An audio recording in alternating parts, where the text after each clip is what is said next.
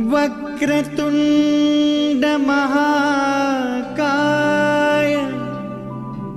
सूर्यकोटि समप्रभ।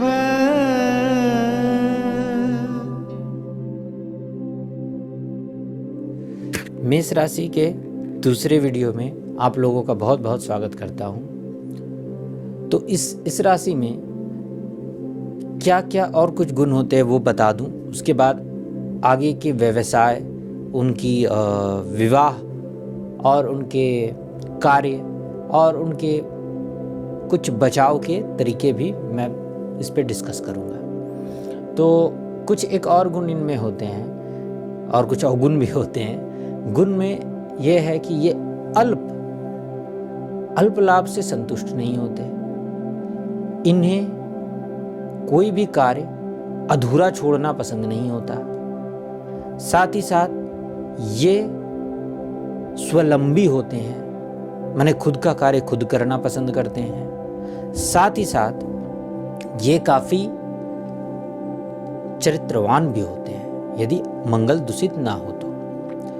साथ ही साथ इनमें कुछ ऐसे भी गुण होते हैं अर्थात ये काफी स्वार्थी भी हो जाते हैं। काफी घमंड भी इनके अंदर कभी कभी देखा गया है। उसके भी कई और कारण भी हो सकते हैं, पर घमंड भी इनके अंदर कभी बार देखा जाता है। खैर, ये तो हो गए छोटे छोटे गुण। अब मैं सीधे इन मेष राशि वालों के लिए कौन कौन सा व्यवसाय या कौन कौन सा प्रोफेशन अर्थात जॉब अच्छा होता है इस बारे में डिस्कस कर रहा हूं। मेष राशि वाले यदि भूमि से रिलेटेड, क्योंकि मंगल आपके राशि के स्वामी हैं और अग्नि तत्व हैं, इसलिए मंगल भूमि पुत्र है। इस बात को ध्यान रखिएगा कि मंगल को भूमि पुत्र कहा जाता है। इसलिए भूमि से रिलेटेड अर्थात आप कृषि के क्षेत्र में हों, आप बिल्डिंग बनाने वाले बिल्डर हों, आप बिल्डिंग मटेरियल करने वाले हों, आप किसी ठेकेदारी से जुड़े हुए हों, आप सिविल इंजीनियरिंग से जुड़े हों, अर्थात भूमि से रिलेटेड जो भी या कंस्ट्रक्शन से रिलेटेड चीज़ों में यदि आप व्यवसाय करते हैं या इन चीज़ों का व्यवसाय करते हैं तो ये आपके लिए बहुत लाभप्रद होगा। साथ ही साथ यदि आप व्यवसाय नहीं जॉब या प्रोफेशन में जाना चाहते हैं तो आपके लिए प्रोफेशन में जाना जहाँ पर आपके लिए ऊर्जा का बहुत सही तरीके से आप उसका उपयोग कर सके, ऐसे क्षेत्रों में जाना अच्छा होगा। अर्थात ऊंचे ऊंचे पदाधिकारी जैसे आईएएस ऑफिसर हो गए, जैसे बड़े बड़े आर्मी ऑफिसर हो गए, या सैनिक हो गए, या पुलिसकर्मी हो गए, या फिर विशेष रूप से आप विशेष किसी एथलेटिक हुए, अर्थात आप किसी विशेष क्रीड़ा जिसमें ऊर्जा की बहुत ज़रूरत होती हो, इस किसी तरह के क्रीड़ा से युक्त हुए, तो इन सब क्षेत्रों में जाना आपके लिए बहुत अच्छा होगा।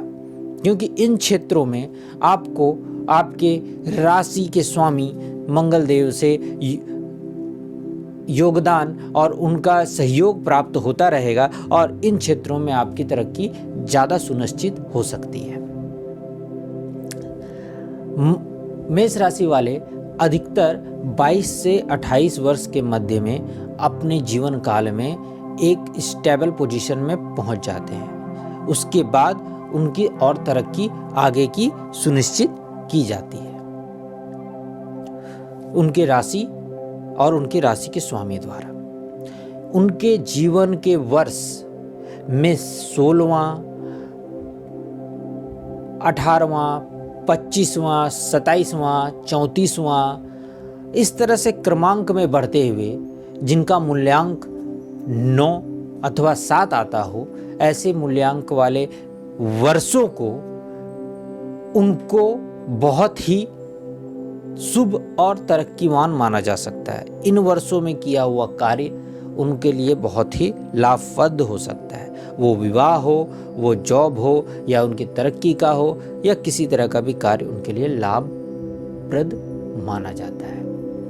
उनके लिए शुभ रंग, उनके लिए यदि वो अपने जीवन में लाल, पीले, नारंगी या सुनहले रंग का प्रयोग अधिक से अधिक करें, अर्थात वस्त्र के रूप में या अपने घर के दीवारों के रूप में इत्यादि, अपनी गाड़ी के रूप में या किसी भी तरह से इसका अत्यधिक अगर उपयोग करें तो वो उनके लिए बहुत ही लाभप्रद होता है।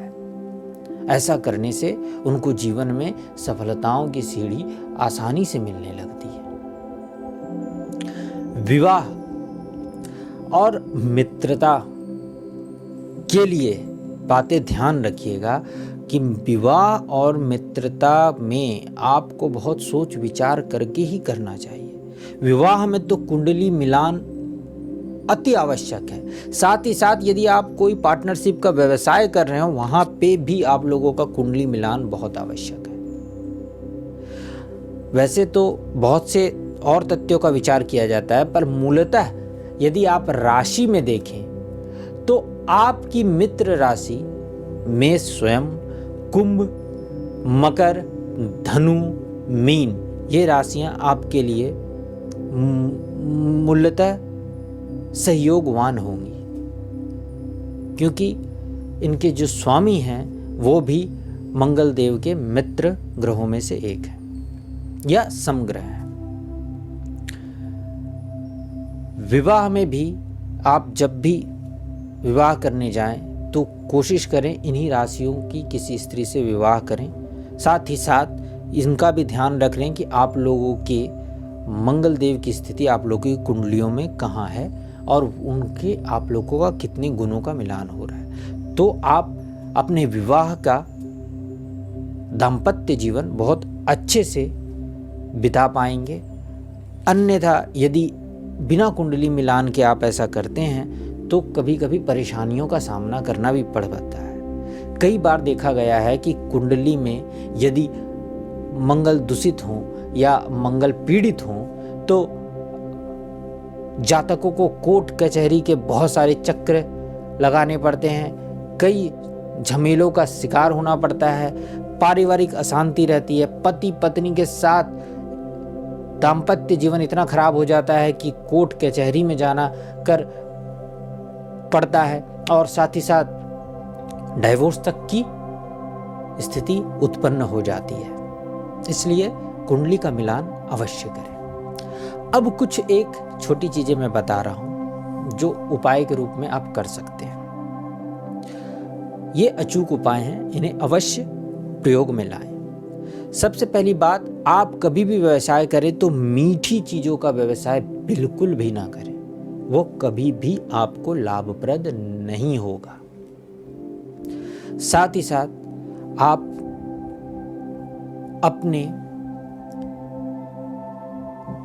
जो राशि के स्वामी हैं उनकी प्रसन्नता के लिए प्रत्येक मंगलवार और शनिवार हो सके तो हनुमान जी के मंदिर जाएं, उनकी शरण में मत्था टेकें, उन्हें बूंदी का लड्डू अर्पित करें, साथ ही साथ तुलसी की माला भी अर्पित करें और उस लड्डू को वहाँ के लोगों में वितरित करने के उपरांत स्वयं प्रसाद स्वरूप स्वीकार करें और परिवार को भी प्रसाद के रूप में दें।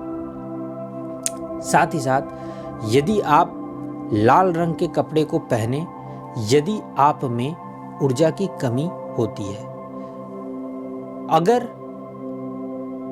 आपके अंदर क्रोध अधिक होता है तो लाल कपड़े अवॉइड करें। उत्साह में यदि आपके अंदर कमी होती है तो आपको लाल चंदन का तिलक अपने फॉरहेड पे हमेशा लगा के ही घर से निकलना चाहिए। नौकरी में अगर कोई बाधा आ रही हो या नौकरी में कोई दिक्कत आ रही हो तो आप अपने घर के में हरे फूल वाले पौधे या हरे पत्ते वाले, यदि फूल ना मिले तो हरे पत्तों से भरा पूर्ण पौधे घर में लगाएं और उसे नियमित रूप से सींचें और उसकी देखभाल करें और गणेश जी की पूजा करें, उनके चरणों में ध्रुवा घास अर्पित करें। गणपति जी के मंदिर मंगलवार को और बुधवार को जाएं। अगर आप में और भी पारिवारिक कोई समस्या आ रही हो तो हर समस्या के समाधान के लिए शुक्रवार के दिन माता रानी का पूजन करें, नवरात्र की पूजन करें।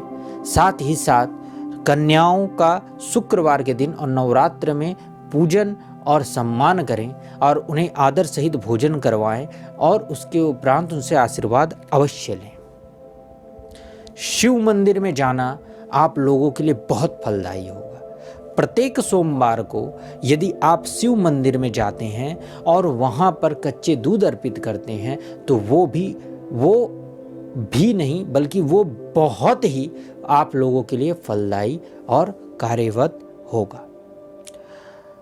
अगर आप किसी कारण से किसी पीड़ा से हैं, अर्थात कोर्ट कचहरी के चक्कर लगा रहे हैं या किसी तरह से भी मंगल देव से आपको शुभ फल की प्राप्ति नहीं हो रही है, आपकी कुंडली में उनकी स्थिति कुछ अलग है, तो आप नियमित रूप से सुंदर कांड का पाठ अवश्य करें और हनुमान जी के शरण में अवश्य जाएं। ऐसा करने से आपके जीवन की समस्याएं धीरे धीरे करके कम होने लगेंगी। आशा करता हूं कि इस वीडियो में मैं आपके लिए मेष राशि के बारे में काफ़ी जानकारी देने में समर्थ हो पाया और आप लोगों को मेरे बताए हुए उपायों से लाभ प्राप्त हो, ऐसा ही मैं ईश्वर से कामना करता हूं।